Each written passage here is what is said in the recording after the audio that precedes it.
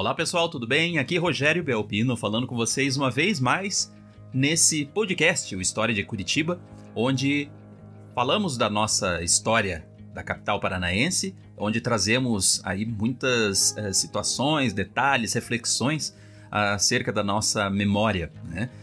E hoje eu quero convidá-los a conhecer ou relembrar, para aqueles que já conhecem, uma história bastante peculiar, bastante interessante, que tem inclusive um fim trágico, né? Relacionada à construção da nossa Catedral Basílica de Nossa Senhora da Luz dos Pinhais, a nossa Catedral de Curitiba, né? Essa última arquitetura que foi inaugurada em 1893, a que nós conhecemos, que fica ali na Praça Tiradentes, né? Há uma história bastante interessante a respeito de um mestre de obras, um alemão, né, que, enfim, não se fez constar o seu nome na placa de inauguração da catedral. Essa placa de inauguração, que está ali já logo para aqueles que entram pela porta principal da catedral, no lado direito, vem ali alguns nomes, né, alguns colaboradores que participaram das obras, enfim, e o nome desse alemão ali não consta, né? Um tanto estranho, né? E há histórias, há versões, inclusive, a respeito dessa situação, né, dessa placa, que inclusive é possível verificar um dano ocorrido nela. Ela está quebrada, né?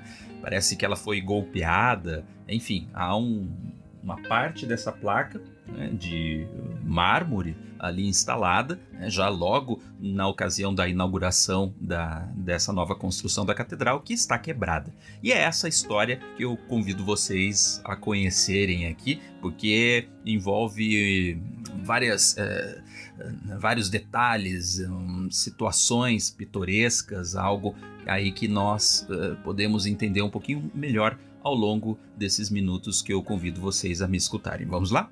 Pois bem, eu gosto sempre de mencionar as fontes que eu pesquiso, até para que vocês possam aperfeiçoar o conhecimento de vocês em contato com essas obras também, se assim desejarem. Enfim, e para que não se pense que eu estou aqui de achismos, inventando histórias ou algo assim, né? Eu fui atrás dessas informações em algumas obras, né? E uma das principais delas, que é a mais consagrada, a mais conhecida, é a Cruz do Alemão, né? É um livro do Cid de Stefani, lançado ali em 1992 ou 93, se eu não me engano, né? No qual ele conta esse episódio desse alemão, né, mestre de obras. Já vou falar o nome dele, já vou dar mais informações, né? Ali ele conta em detalhes. Há também uma obra do Rui Giger, que se chama Acordem Serro-Azulenses, né? Aqueles que moram em Cerro Azul, né? Lançado em 2001. E também tem a obra do Rafael Greca, o Curitiba Luz dos Pinhais, de 2016, que ele também menciona essa história. E mais recentemente, foi lançado também o Guia de Visitação Catedral Basílica de Curitiba, pelo pesquisador e guia, né, que, enfim, faz os guiamentos, as visitas guiadas dentro da Catedral de Curitiba há alguns anos, o Gabriel Forgatti, né? Ele menciona também essa história, né? Inclusive traz uma outra versão também do porquê essa placa de inauguração está ali quebrada, né, daquela forma. Então, são essas as referências que eu tenho, além, né, de outras tantas, mas essas ajudam bastante aí a termos um norte mais bem pontuado. Bom, primeiro vale ressaltar, né, e relembrar, por que não, a antiga Igreja Matriz, na qual eu já mencionei, inclusive num dos primeiros episódios desse podcast, no qual eu falo sobre a hoje Praça Tiradentes, né, o antigo Largo da Matriz. Essa Igreja Matriz que existia no lugar da nossa atual catedral, né? A Igreja Matriz que foi construída na segunda metade do século XVII, a partir de 1650, ali, né? E ela ficou em pé ali no local em torno de 180 anos, né? Ela foi demolida depois em 1876, né, por problemas estruturais, enfim. No início, ela não tinha torres laterais, nós temos muitas imagens da antiga igreja matriz que mostram essas torres, né? Tinha só a parte central. Disse bastante entre os especialistas que as torres elas foram erigidas para que se tivesse uma contenção, né, das paredes que estavam ruindo, o teto também, né? Até essas torres foram construídas com pedras, muitas delas vindas das obras das ruínas, das hoje ruínas de São Francisco de Paula, que era a igreja de São Francisco de Paula, que estava sendo erigida naquele local na época. Bem a contragosto da população, que não queria a demolição da igreja, onde já se haviam realizado tantos batismos, casamentos dos seus por ali, né? Não se teve outra alternativa, né, a não ser mesmo a sua demolição, né? Então, na época, era o presidente da província, era o Lamenha Lins, né, mandou, junto com os engenheiros, enfim, da época, demolir, e logo após iniciou a construção da nova igreja matriz com estilo neogótico, que é esse que nós temos hoje, essa catedral que nós temos hoje ali, né. A construção da catedral, ela levou quase 20 anos, né, e ela teve atrasos, inclusive, por falta de dinheiro, né. As maiores dificuldades de se ter o dinheiro para a sua construção foram a proclamação da República, né? Enfim, houve esse período conturbado de transição do regime político brasileiro e a separação também, né, de certa forma, entre Estado e Igreja, né, que faz aí cessar as verbas antes garantidas, né, para a manutenção, enfim, da Igreja, né? Hoje, a nova catedral, ela está lá, toda imponente, né? Ela é linda, né? Se encontra restaurada e passou por vários processos de restauro, tem problemas ainda estruturais também, mas está lá e não perde a sua beleza em nada para muitas catedrais da Europa, por exemplo, né? Ali no nártex da catedral, ou seja, essa região da entrada da porta principal da igreja, da Catedral Basílica, há uma série de placas que foram feitas ali em vários materiais, né, para demarcar, para definir eventos ocorridos na igreja ou também para homenagear pessoas em específico, né? E uma dessas principais placas é a de inauguração da igreja, né, que ela é afixada ali próximo à entrada da torre esquerda, né? Quem mandou fazer essa placa foi o padre Alberto José Gonçalves, né, que foi pároco da catedral entre os anos de 1888 e 1900. Foi ele também que finalizou a construção da nossa atual catedral. Segundo o relato no livro do tombo, foi o desejo desse padre afixar a placa para lembrar, né, entre aspas, palavras dele, aqueles que comigo serviram e cujos nomes se acham inscritos em uma lápide na entrada do templo. Fecha aspas. Ela poderia ser apenas a placa da inauguração do templo, e talvez nem fosse mencionada, se não fosse pelo fato dela ter essas partes quebradas, né, essa estrutura danificada dela, né, o que chama bastante atenção já para quem chega ali, né.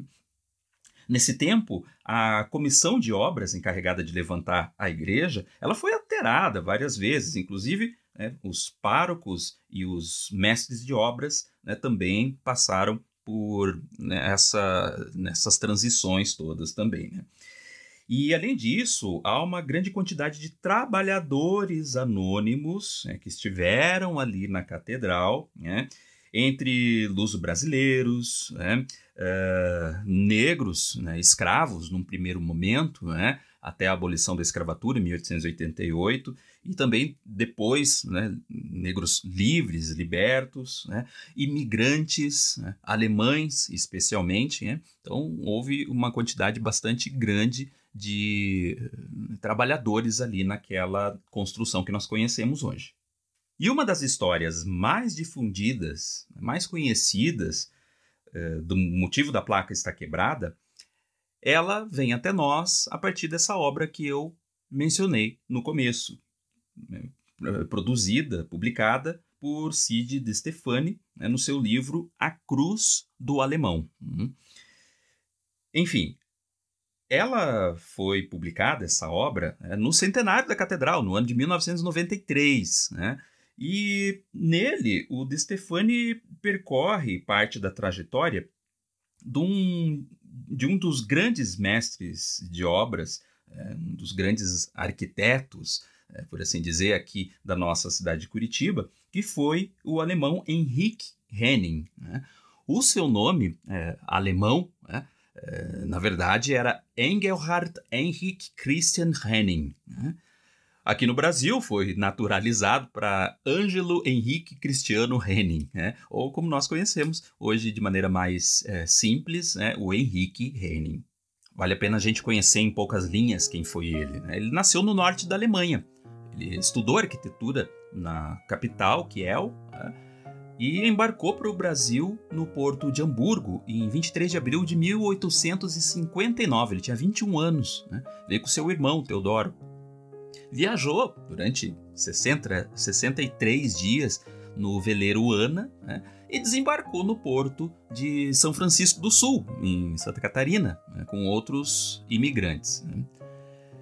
Com um assentamento em Joinville, ele ficou por lá por um período onde se casou ali aos 23 anos, com Doroteia Madalena Koll, né, que tinha 16 anos na época, né? Então, formou ali uma família com os seus 6 filhos, né? Ele entrou no Brasil, é interessante a gente ver isso, com a alcunha de lavrador, o registro de lavrador. Mas, na realidade, ele era um exímio matemático, era arquiteto, era dedicado à construção civil, era um mestre de obras, como eu já mencionei aqui, né? Ele, inclusive, tornou-se professor da Escola de Artes e Ofícios de Mariano de Lima, no ano de 1892, aqui em Curitiba, né? Ele veio para cá, ali por 1879, para a capital paranaense, a convite de um outro engenheiro, né, imigrante alemão também, né, o Carl Gottlieb Wieland, né, que, enfim, em Curitiba já havia trabalhado, trabalhou também depois em várias obras, em várias construções de residência, né? E o Gottlieb Wieland, ele prometia muito trabalho na construção civil, né? E a capital, que estava num franco desenvolvimento, né, com escassez de mão de obra especializada na área de construção civil, abria uma grande oportunidade ali para que o alemão Henrique Henning, né, viesse e fizesse o seu trabalho acontecer, né? E as obras da catedral, elas estavam paradas por vários anos, como eu disse para vocês aqui, né? Teve dificuldades de avançar por um período, né? Tanto pelas questões financeiras e também pela falta de um mestre de obras competente, né? Depois, então, o presidente da província, né, o Tuné, ele havia nomeado um engenheiro, que era o Giovanni Lazzarini. E esse engenheiro procurava um mestre de obras bom, competente, né, para correção, para execução do projeto da Igreja Matriz, né? O Lazzarini, então, encontrou no alemão, o Henning, essa pessoa, pelos seus dotes, né, e pela fama que já, né, tinha adquirido, né, das suas construções, né? O Henning já havia realizado algumas obras também, né? O Henrique Henning aceitou então um contrato, né? Convocou seus amigos alemães, luteranos, inclusive, né, para a construção de uma igreja católica, como auxiliares, né?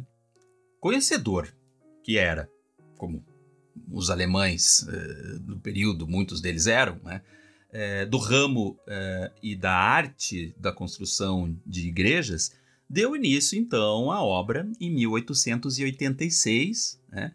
E quando já estavam ali nos acabamentos finais da igreja, aconteceram algumas divergências, né? Começaram, então, a surgir ali alguns entreveros, né?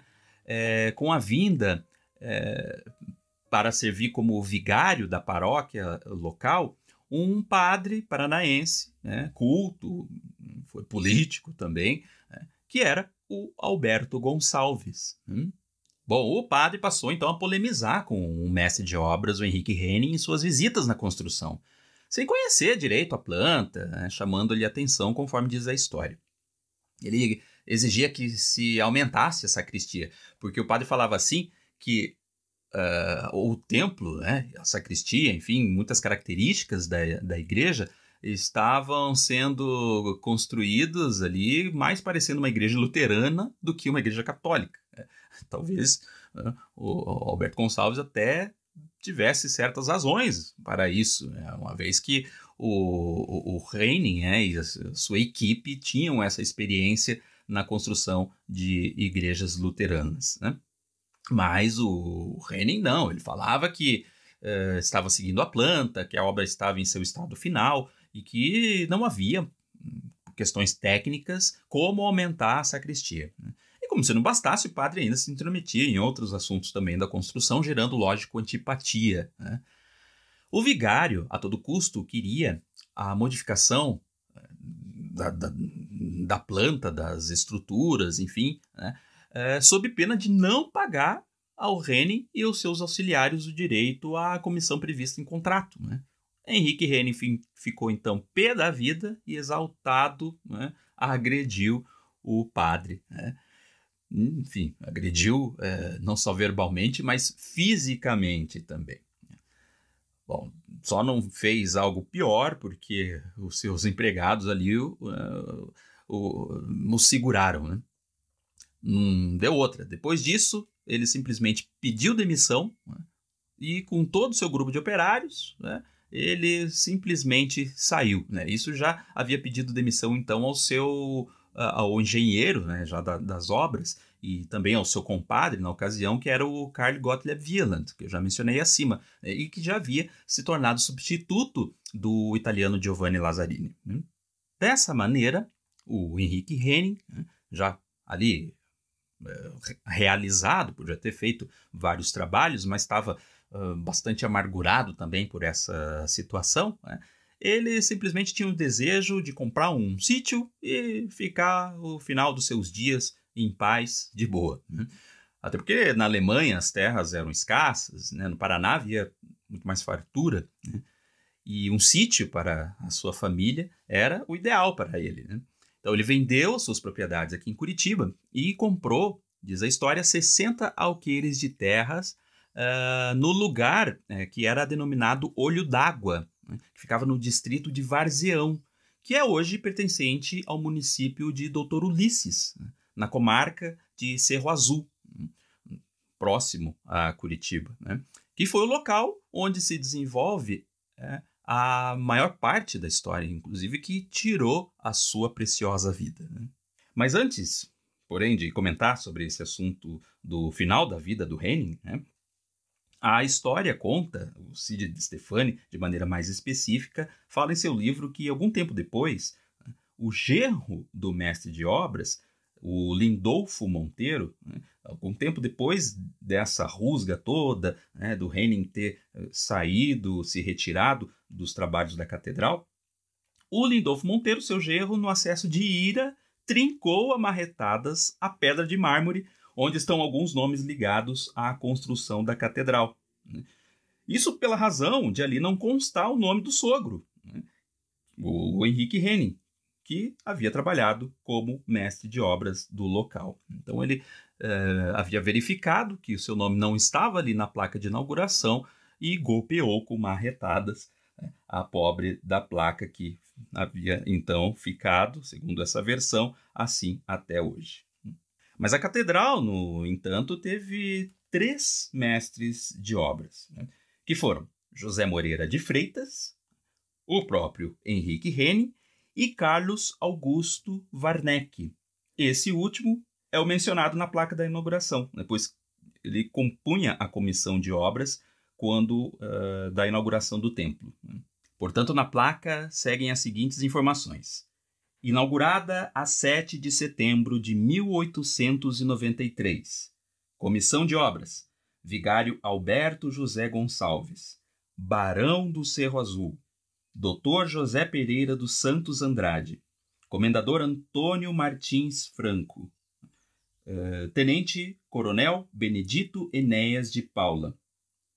E José Belarmino de Bittencourt. Mestre de obras, Carlos Augusto Werneck. É interessante, como uma nota de rodapé aqui, né, colocar que recentemente veio à tona uma outra versão do porquê da placa de mármore ali da catedral, essa placa de inauguração, está quebrada. Parece que a situação da quebra da placa, né, teria sido ocorrida por causa de um outro trabalhador, né, que também não teria tido seu nome ali constando junto da sua equipe na placa de inauguração, né? Esse trabalhador seria o negro Vicente Moreira de Freitas, que era natural de Curitiba, era artífice e pedreiro. Enfim, né? É mais uma versão para essa história que não há necessariamente registros que poderíamos chamar de oficiais nos documentos da catedral, né, que falem sobre e por quê, como, por quem a dita placa de inauguração foi quebrada. Bom, vamos ao episódio final da vida do Henrique Henning, né, que tem relação, inclusive, com o Dr. Vicente Machado, que era presidente aqui da província do Paraná, né. O Vicente Machado, que vocês já conhecem, já contei a história relacionada ao Barão do Cerro Azul, né, aqui em 2 episódios, né, que, enfim, recomendo ouvirem novamente, são episódios aí fantásticos, né? O Vicente Machado, ele é o principal acusado como mandante do assassinato, né, do Ildefonso Pereira Correia, o Barão do Cerro Azul, né, que foi fuzilado lá no quilômetro 65 da Estrada de Ferro, Paranaguá-Curitiba, né, na Serra do Mar, lá no dia 20 de maio de 1894, enquanto ele estaria sendo levado ao Rio de Janeiro para ser julgado por um suposto apoio aos maragatos, né, do Gumercindo Saraiva, que haviam tomado aqui Curitiba lá na Revolução Federalista. Enfim, conto isso em detalhes nesses episódios anteriores sobre o Barão, né? Por diversas vezes o Vicente Machado falou que não, né, que não foi responsabilidade dele, não teria qualquer participação no caso. Portanto, outra vítima do governador, Dr. Vicente Machado, teria sido o nosso mestre de obras, o Henrique Henning. Em resumo, a situação teria se dado da seguinte forma, né? Ali em 1894, né, durante a Revolução Federalista, o Henning, que já estava morando no seu sítio, né, ali na região de Cerro Azul, ele se deparou com o Vicente Machado no rio Ribeira de Guape, né? Isso quando o Vicente Machado estava fugindo rumo a São Paulo, né, nessa ocasião da Revolução, né? O alemão, então, ele foi áspero contra o Dr. Vicente Machado, acusando de covardia em fuga, dizendo, né, que ele, suas autoridades e tudo mais estavam simplesmente abandonando o Paraná, né? E também o Henning havia encontrado o seu desafeto, seu antigo desafeto, o padre José Alberto Gonçalves, né, que já estava cavalgando sozinho, estava um pouco mais atrasado, né, porque estava no mesmo grupo seguindo o Vicente Machado. Dessa forma, né, no encontro, o Henning, que foi cobrar, né, uma suposta dívida do período de construção da catedral, né, arrancou o padre da sua montaria, arremessou na lama, né, e passou a golpeá-lo, causando-lhe graves lesões, né? Ou seja, de novo, o padre acaba apanhando do Henning. Acontece que a Revolução Federalista acaba, o Vicente Machado retorna para Curitiba, né, e ouviu esse relato da agressão que o Henning fez contra o padre Alberto Gonçalves. Ele ouviu isso de um famoso coronel ali da região, que era o coronel Hermógenes de Araújo. O Hermógenes vai lá no gabinete do Vicente Machado, relata isso tudo, né? E relata que revelou que já havia atuado também num processo contra o alemão quando fora promotor de justiça. Acreditando que o Henning era protegido do Barão do Cerro Azul, né, e simpático aos invasores maragatos, o Vicente Machado teria dito, né, em sentido figurado ao coronel Hermógenes, que a sua cabeça teria que rolar. Olha só, o coronel Hermógenes, que tem uma história até hoje famosa ali na região, né, de truculência e de maldades e tudo mais, né, tomando isso como ordem, Ele simplesmente encarregou o seu sicário, né? Alguém ali que ele achava que era o mais competente para fazer o macabro trabalho, né? Então ele encarregou o Diamiro Furquim, era um pistoleiro ali de Rio Branco do Sul, né? Para prender o construtor, o mestre de obras, sob a acusação de porte ilegal de arma de fogo. Né? De fato, o Henning ele tinha um fuzil, o qual utilizava em competições do clube de tiro ao alvo na colina do Bairro Alto, né? Quando residia aqui na capital. No caminho para Curitiba, né? Apesar da insistência ali dos seus filhos, da sua mulher, para que ele não viesse para cá, né? Mas o Henning falou, não, eu vou sim, vou lá prestar satisfações e dizer que essa arma é minha, enfim, que ela só é para as competições. Né? Nesse caminho, os seus algozes, né, o executam a tiros, levando o seu corpo até o coronel Hermógenes. Né? O coronel Hermógenes teria então decapitado, né, o pobre do Henning, né, levado a sua cabeça num saco até a casa do Vicente Machado, né, que era localizado na Rua do Mato Grosso, que hoje é a esquina da Rua Comendador Araújo com a Coronel Dulcídio. Essa é uma das versões da história. Né? O cavalo de Henning, então, ele até teria voltado sozinho para a família, né, que entrou em desespero sabendo o que havia acontecido.